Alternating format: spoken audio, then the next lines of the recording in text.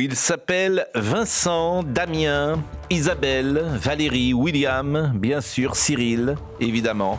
Ils ont fait de C8 la première chaîne de la TNT. Ils sont 400, des salariés, des intermittents du spectacle, des prestataires, 400, qui demain seront peut-être au chômage parce que les 9 membres de l'Arcom ont décidé de ne pas renouveler l'autorisation d'émettre à C8. J'observe qu'en ces temps économiques difficiles, l'Arcom pourrait envoyer 400 personnes à France Travail qui toucheraient ainsi des indemnités de chômage via les impôts des Français.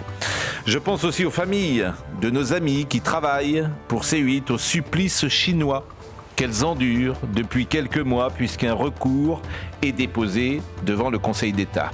Le Conseil d'État est la plus haute autorité administrative du pays. Il devra se prononcer sur la proportionnalité de la décision de l'Arcom. Envoyer 400 personnes au chômage parce que l'Arcom juge que telle émission ou tel animateur n'est pas conforme à ces lois paraît disproportionné. Le soupçon d'une décision politique plane sur la décision de l'Arcom. Une pétition de soutien à C8 est en place depuis quelques jours.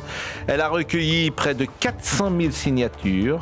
Puisse-t-elle faire prendre conscience à l'Arcom et au Conseil d'État combien cette chaîne est populaire? Je le répète, c'est la première de la TNT. Il ne faut jamais mépriser le public. Combien elle reçoit l'adhésion des téléspectateurs? Combien elle doit poursuivre son chemin, d'autant que ensuite l'écran serait peut-être vide.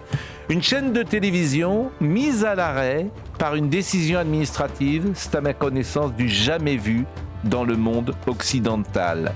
Je fais confiance au Conseil d'État pour rendre le droit, pour rassurer ceux qui travaillent pour C8, pour satisfaire ceux qui regardent cette chaîne et ainsi continuer une aventure qui a commencé le 31 mars 2005 avec Direct 8, devenu D8, puis C8 en 2016.